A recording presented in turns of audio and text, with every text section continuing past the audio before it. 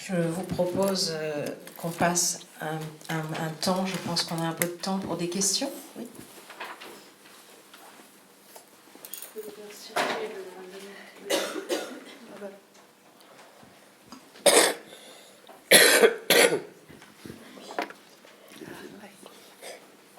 Merci.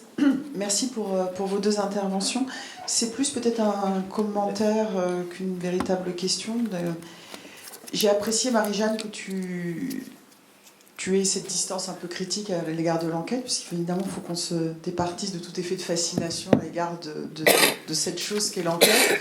Quand tu as parlé effectivement d'un retour du fantasme, etc., et donc de l'enquête qui pourrait être finalement prétexte à d'autres choses. Et du coup, je voudrais rebondir là-dessus par rapport à votre présentation, Laurent Demance, peut-être plus sur la première partie, avec justement cette référence qu'on évoque toujours à Dominique Khalifa, et qui, moi, me pose un peu question, et en fait, voilà, c'est une interpellation plus qu'une véritable question. Alors, je ne connais pas les œuvres complètes de Dominique Khalifa, mais je m'étonne toujours un petit peu que finalement la référence à Foucault soit éclipsée et par rapport à celle justement de Dominique Khalifa.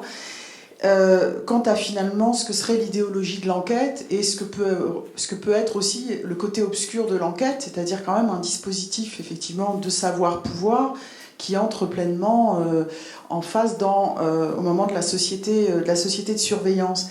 Et il me semble que du coup Boltanski montre plus cette ambiguïté de l'enquête en montrant que finalement toute enquête n'est pas nécessairement justement du côté des petits, du peuple, etc. Et voilà, et en fait c'était plus une interpellation par rapport à ça, sur aussi la manière dont vous convoquez la notion de démocratie, parce que vous l'avez beaucoup rattachée, etc., au peuple, mais quid du pouvoir? Et donc on sait très bien aussi qu'effectivement l'enquête c'est un dispositif de surveillance, c'est effectivement là aussi pour corriger les anomalies, et du coup ça me permet aussi de rebondir aussi sur la figure. Je me demande aussi dans quelle mesure le roman policier n'a pas aussi envahi nos imaginaires sur la figure du détective qui vulgairement parlant, est un flic et qui est du côté de l'ordre, qui est du côté de l'ordre établi. Et voilà. Et donc du coup, je me demandais dans quelle mesure il fallait pas aussi mais c'est une recommandation que je m'adresse aussi à moi-même, d'être prudente aussi dans précisément d'autres effets d'enquête, cette fois-ci du côté finalement du pouvoir et de la société de surveillance. Je ne partage pas exactement la représentation que vous avez des travaux de Dominique Khalifa, parce que d'abord, sans doute vous les connaissez mieux que moi. Lorsqu'il évoque l'émergence du paradigme inquisitorial, il est obligé dans un premier temps de convoquer Foucault, puisque Foucault, comme vous le savez, souligne que nous ne sommes plus dans l'âge de l'enquête. Pour Foucault, à partir du XIXe siècle, il y a une nouvelle épistémologie qui n'est plus le moment de l'enquête. Alors, ensuite, dans un deuxième moment, ce que fait Dominique Khalifa de manière très importante dans plusieurs de ses articles, c'est quand même de souligner à quel point l'enquête s'adosse de façon massive, et je l'ai évoqué, à la question des enquêtes administratives. Lorsque j'évoquais le fait que la société était perçue par l'État comme étant une société difficilement lisible, opaque, et que l'enquête administrative était un opérateur de visibilité, il prend pleinement en charge la question des sociétés de contrôle. D'ailleurs, la formule, je l'avais employée. Et enfin, troisième élément, il me semble que ce maniement qu'a Dominique Khalifa des travaux de Michel Foucault, il est aussi à penser avec les nombreuses participations, collaborations qu'il mène avec Philippe Artière, qui est, comme vous le savez, un très grand lecteur de Foucault. Il a d'ailleurs publié un article qui s'intitule « Un historien foucaldien », et tout le travail que Philippe Artière et Dominique Khalifa mènent, par exemple, sur Vidal, s'interroge sur la force de contrainte de l'autobiographie contrainte par Alexandre Lacassagne, sur les discours qui sont les discours des tribunaux, c'est-à-dire qu'il prend en charge cette dimension coercitive, de contrainte, de régulation, etc. Mais il n'en demeure pas moins qu'il essaie de montrer une certaine ambivalence. Et c'est cette ambivalence-là que j'ai essayé de pointer en accentuant un des éléments. Mais vous avez tout à fait raison de rééquilibrer, en quelque sorte, la présentation de cette démocratie qui n'est pas sans avoir partie liée ou s'articuler à des phénomènes de société de contrôle, de régulation forcée. Oui, parce que tout simplement aussi, l'artiste peut être un de ces agents de contrôle aujourd'hui au travers justement des outils institutionnels que sont la résidence. Pleinement. C'est pour ça que je me dis, il faut qu'on ait ça aussi toujours de la même présent à façon, l'esprit. j'ai été extrêmement cursif parce que ça nécessite, il y a déjà eu un colloque à Metz sur les résidences d'écrivains, mais ça nécessite une véritable investigation sur les politiques publiques de résidence, sur les acteurs qui sont à l'origine, sur ce qu'on propose comme programme explicite ou programme implicite, etc. Et ce qui me semble intéressant, c'est que la plupart des écrivains précisément participent à ces résidences, mais dans des situations qui sont souvent des situations d'inconfort, hein, par rapport à ces politiques qui sont souvent extrêmement dirigées. Et on a évoqué Philippe Artière, mais on peut évoquer aussi encore Olivia Rosenthal. Le nombre d'écrivains qui disent la position de la résidence, d'être à la résidence, comme une position d'incertitude d'entre deux est extrêmement fréquente. Vous avez tout à fait raison. Merci.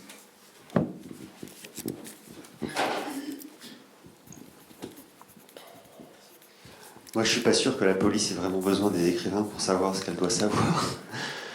J'aurais plutôt tendance à voir, si je voulais voir le phénomène sous un angle négatif, j'aurais plutôt tendance à voir cette plongée de l'écrivain dans un milieu qui n'est pas le sien, pour ensuite émerger à la grande librairie sous France 5. Ce serait plutôt ça, la perversité du geste, à mon avis. Moi, je voudrais poser une autre question.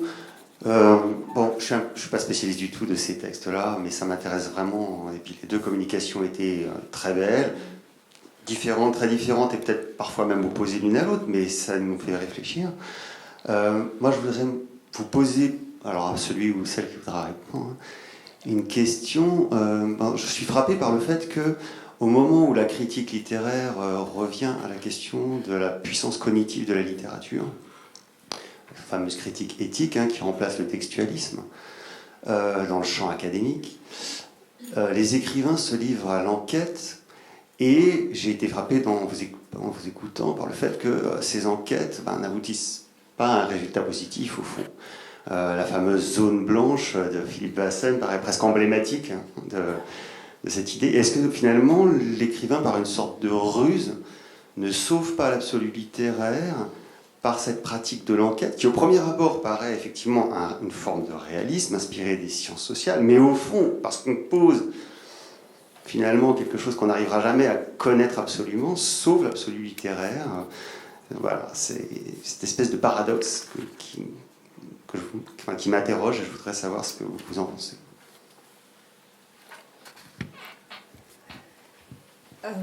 Alors, je pense vraiment que ça dépend des écrivains.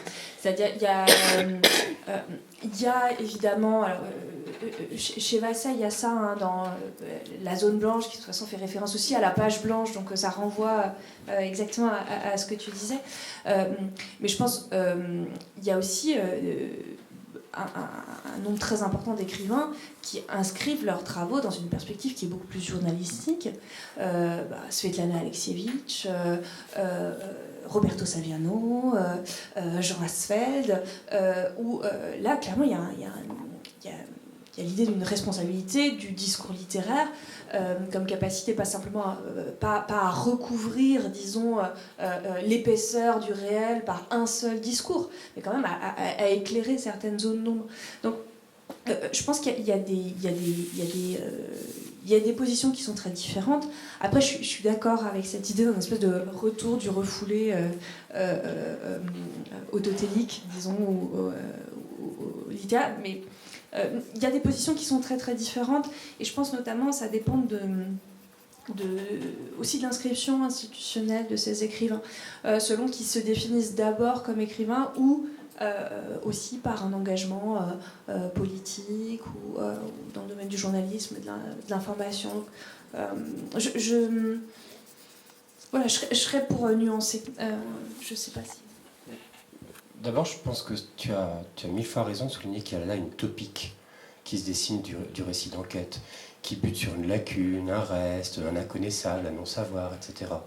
Alors que cette topique, on peut du coup immédiatement la constituer comme un stéréotype, et avec un regard critique comme l'avait Marie-Jeanne. Je trouve que d'abord c'est très juste. Ensuite, souligner que cette mise en évidence d'un non-savoir, c'est aussi un non-savoir que l'on transpose, que l'on déplace dans les discours de connaissance des sciences humaines et sociales. Et que de ce point de vue-là, ce non-savoir, c'est pas simplement être face à un inexprimable, c'est aussi dire que ce non-savoir habite les sciences sociales et qu'il y a de cette manière-là, je dirais, une fonction qui est une fonction extrêmement critique de certains discours, de certains récits d'enquête. Deux personnes ont demandé la parole. Je suis désolée, moi je trouve le débat extrêmement intéressant, mais il y a une question de timing. Donc je vais vous donner la parole donc à Olivier, c'est ton prénom? Oui, excuse-moi. Et puis à Jordi, vous répondez rapidement, comme ça après on ira à la pause.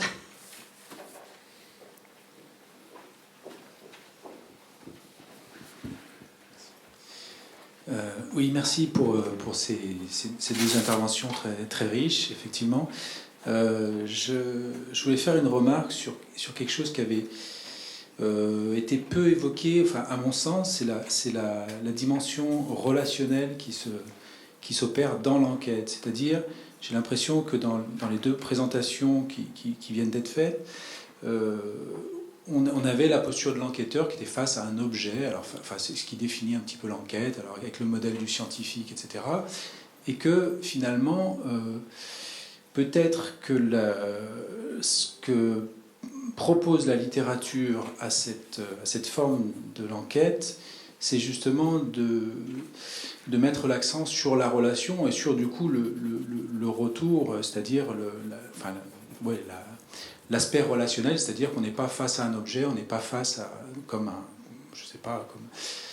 de manière assez héroïque ou face, enfin. Donc voilà, c'est vraiment. Alors ça mobilise du coup peut-être les affects et l'imaginaire, et ça le remobilise peut-être, et ça questionne les sciences sociales à mon avis sur ce côté-là, sur le côté de la personnalité, de l'affect. Alors on pourrait même se demander si cet interdit scientifique, enfin bon, je vais un peu vite là, mais qui voudrait qu'on est face à un objet et qu'il y a une méthode, voilà. Finalement, il me semble que la littérature propose de réinjecter ces affects-là. Voilà. Et juste pour terminer, c'est plus une remarque générale, hein, il me semble que ça a été dit dans la première intervention, que vous avez fait une distinction entre les critères de justesse d'une démarche à la fin et puis la vérité. Ben je pense que, peut-être justement que ça permet de dire que la justesse d'une démarche participe de la vérité et que ce champ trouble que propose la littérature est finalement, voilà, vraiment induit ou pose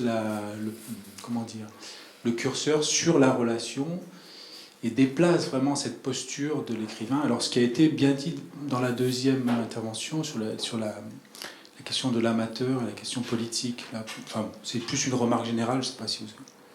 Je vais te laisser répondre sur la justesse, mais je suis vraiment d'accord avec ce que vous dites, mais précisément, je suis tellement d'accord, j'ai l'impression de l'avoir entendu dans l'intervention de Marie-Jeanne, et que c'est ce que j'ai voulu aussi dire. C'est-à-dire qu'on est passé d'un modèle qui est un modèle héroïque et détaché, à ce que Marie-Jeanne mettait en évidence comme immersion, à ce qu'on a évoqué aussi du côté de l'observation participante. Et tout le travail d'Olivia Rosenthal sur les entretiens, elle le décrit comme un travail de rencontre, hein, et vraiment comme une interaction. Et d'ailleurs, si vous avez été attentifs, nous avons tous les deux fait référence aux travaux de Paul Ardenne, hein, de l'art contextuel, qui pense évidemment le rapport de l'art, mais de la littérature en particulier ici, sur le mode de la relation, de l'interaction et des déplacements affectifs que ça peut susciter. Donc je suis vraiment d'accord, mais je pense que c'était précisément au cœur de bien des développements de Marie-Jeanne aussi. Merci. Je suis d'accord avec Laurent. Mais juste peut-être une précision. On peut aussi être critique avec ça. C'est-à-dire, je pense qu'effectivement, la notion d'observation participante, elle fonctionne pour penser un écrivain en interaction. Après, pour moi, la notion de relation, parfois, elle peut faire naître un certain soupçon, quelque chose d'un petit peu consensuel. Il y a eu des critiques par rapport notamment à l'esthétique relationnelle de Nicolas Bourriaud pour ces raisons-là. Justement, moi, c'est la raison pour laquelle je préfère parler d'interaction ou effectivement, comme Laurent, de littérature contextuelle. Mais oui, vous avez raison, c'est-à-dire cette question de justesse et vérité, elles se rejoignent dans ce travail-là de rapport. Je vais donner la parole à Jordi. Juste un mot, il me semble important de signaler que vous avez fait référence à Bourriaud, à Ardennes. Donc c'est vrai que ce que vous déclinez et problématisez en termes de littérature, finalement, c'est quand même très lié à des choses qui se passent plus largement dans le champ de l'art contemporain et qui, dans une certaine mesure, est également redevable à des réflexions qui ont intégré des notions de protocole, des notions de démarche aux pratiques artistiques. Et il y a une vraie proximité, voilà. Mais je pense qu'on est d'accord là-dessus. Ça rejoint les travaux d'Aline voilà. qui est là sur le dispositif. Voilà, donc je pense qu'il y a quand même la littérature finalement là n'est pas se fond dans un mouvement d'ensemble tout de même. Donc deux petites questions. En fait, je me demandais si la mise en récit de l'immersion, de l'intrigue, de l'énigme, etc., venait à un moment s'opposer à ce que vous avez appelé dans une partie de vos travaux la littérature des faits, où on énumère essentiellement des faits, où on s'échappe du récit. Première question. Et deuxièmement, si vous pensez en fait que l'émergence et la diffusion de la littérature de l'enquête vient aussi accompagner la décadence économique en fait du journalisme d'investigation, et on voit qu'il y a plusieurs figures, Roberto Saviano, David Simon, ou alors, c'est une question que je me pose, ou Philippe Poujol qui est entre les deux, où finalement il y a un passage de relais entre le journaliste et l'écrivain. Oui, je pense que c'est une hypothèse extrêmement intéressante. Et effectivement, concernant le passage d'écriture plus strictement factographique, qui propose de simples enregistrements des faits, toutes les démarches d'enquête, que ce soit investigation documentaire ou mise en récit, elles supposent une articulation dans une logique qui est quand même plus, alors pas forcément démonstrative, mais en tout cas de mise en récit, de créer du sens à partir de tout ça. Alors que chez des écrivains qui cherchent juste à enregistrer le réel, il y a très souvent une méfiance à l'égard de toute démarche heuristique, de tous les procédés cognitifs qui sont qui réarticulent les faits en une totalité signifiante. Alors, chez Jablonka, par exemple, c'est très très clair que le modèle, c'est pas la littérature des faits, c'est vraiment produire un récit de connaissance et de vérité qui, chez d'autres écrivains, peut susciter une espèce de méfiance. Mais il me semble que c'est précisément dans cette démarche-là de réarticulation de faits en un discours que ce type de pratiques littéraires ou artistiques peuvent rejoindre les sciences sociales. Parce que précisément, il ne s'agit jamais juste d'enregistrer dans les sciences sociales des faits, il s'agit à partir de là d'essayer de produire un discours. Juste pour rebondir sur la deuxième question, moi je pose une question vraiment extrêmement pertinente, et ça rejoint le propos de Marie-Jeanne, c'est-à-dire que si on s'intéresse à la symptomatologie de l'enquête, de quoi l'enquête est le symptôme, il faut prendre du coup un regard qui est un regard assez panoramique sur l'ensemble des discours qui sont produits aujourd'hui.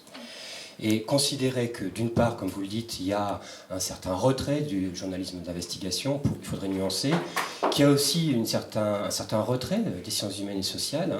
On a connu un âge d'or, et beaucoup des historiens ou des sociologues qui vont sur le terrain à la lisière entre littérature et sciences sociales disent bien que s'ils vont à la lisière de la littérature et des sciences sociales, c'est pour ouvrir à un plus large public, que cela soit de manière très différente Philippe Artière ou Yvan Jablonka, c'est leur objectif.